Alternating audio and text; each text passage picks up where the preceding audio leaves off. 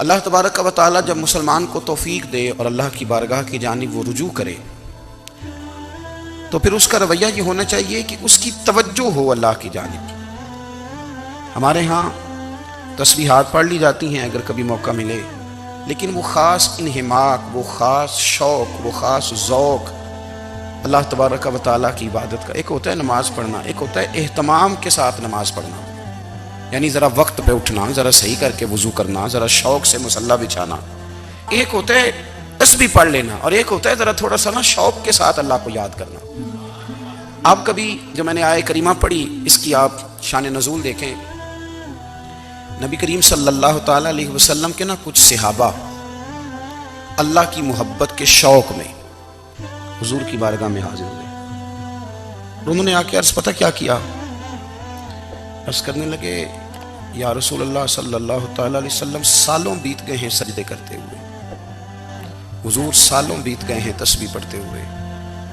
سالوں بیت گئے کہتے ہوئے کہ سبحان اللہ وہ پاک ہے، ہمیں سالوں بیت گئے یہ کہتے ہوئے کہ اللہ اکبر وہی سب سے بڑا ہے، سالوں بیت گئے کہتے ہوئے کہ الحمدللہ ساری تعریفیں اللہ کے لیے، سالوں بیت گئے اس کی تسبیح کرتے، تحلیل کرتے، تکبیر کہتے۔ حضور اب نہ ہمارا اپنے رب سے ملنے کو جی چاہتا ہے، کبھی اے حقیقت منتظر نظر آ نہ لباس مجاز میں، لاکھوں سجدے تڑپ رہے ہیں میری جبین نیاز میں۔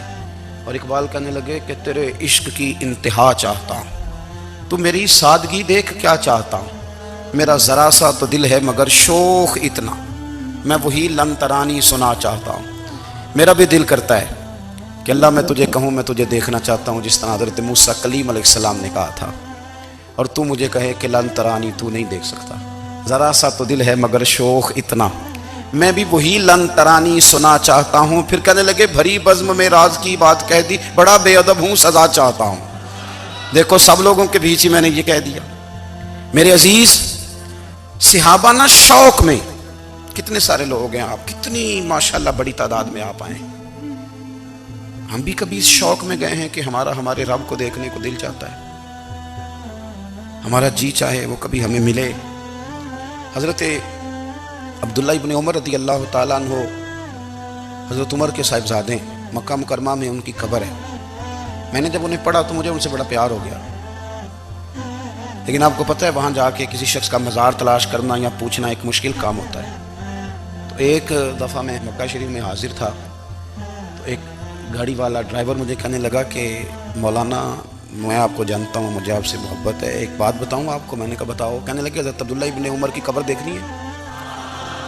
میں نے کہا یہ تو نہیں کہہ رہا، یہ کسی نے بندوبست کرایا ہے، یہ اللہ نے تیرے دل میں بات ڈالی ہے، یہ ہو گیا تو لے چل مجھے۔ حضرت عبداللہ ابن عمر کو نبی پاک نے فرمایا تھا راجل صالح، یہ نیک بندہ ہے، یہ متقی آدمی۔ حضرت عبداللہ ابن عمر رضی اللہ تعالیٰ عنہ سیدنا فاروق اعظم رضی اللہ تعالیٰ عنہ کے صاحبزادے ہیں، اور ان کی ہمشیرہ سیدہ حفصہ رضی اللہ تعالیٰ عنہ حضور کی زوجہ محترمہ۔ ایک دن اپنی ہمشیرہ سے کہنے لگے کہ نبی کریم صلی اللہ تعالیٰ علیہ وسلم گھر میں آئے نا، اور اگر حضور غم امت میں پریشان نہ ہوں، طبیعت کو حشاش بشاش دیکھو، تو ذرا پوچھنا تو صحیح حضور کا میرے بارے میں کیا خیال ہے، پوچھنا تو صحیح کہ کریم کی بارگاہ میں میرا کیا مقام ہے، میرے بارے میں حضور کیا فرماتے ہیں۔ اب بہن کو کام بتائے اور بتائے بھی بھائی،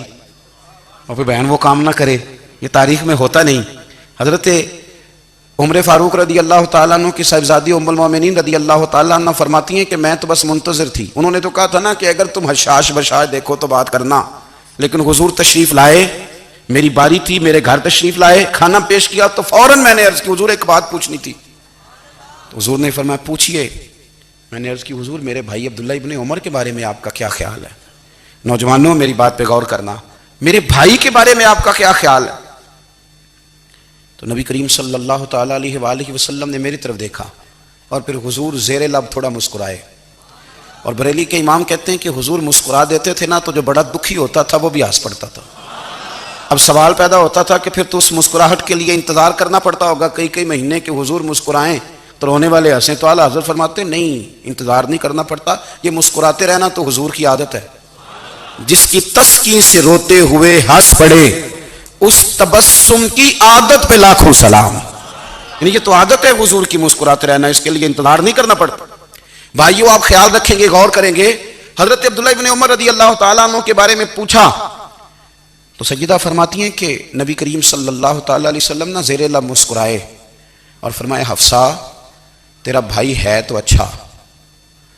لیکن میں نے سنا ہے کہ عشاء کی نماز پڑھتا ہے تو فجر تک سویا ہی رہتا ہے۔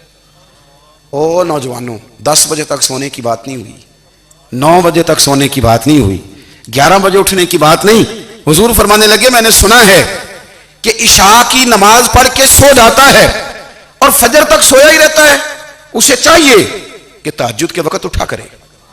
اللہ کی بارگاہ میں حاضر ہوا کرے، آہوزاری کرے، سجدے کرے، عبادت کرے، اٹھتا ہے اور فجر میں جا کے اٹھتا ہے۔ حضرت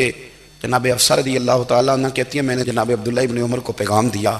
اور میں نے کہا میرے جوان بھائی سن، نبی پاک نے فرمایا ہے تو اچھا پر تہجد میں نہیں اٹھتا،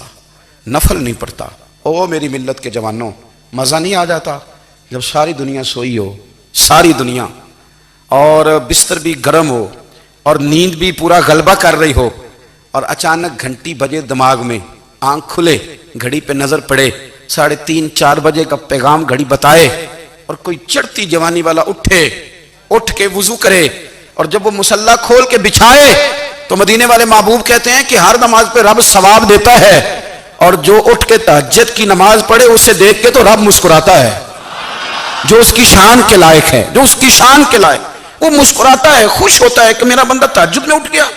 وہ مسکراتا ہے۔ کاش ہماری صبحیں کبھی اپنے مالک کے نام ہو جائیں۔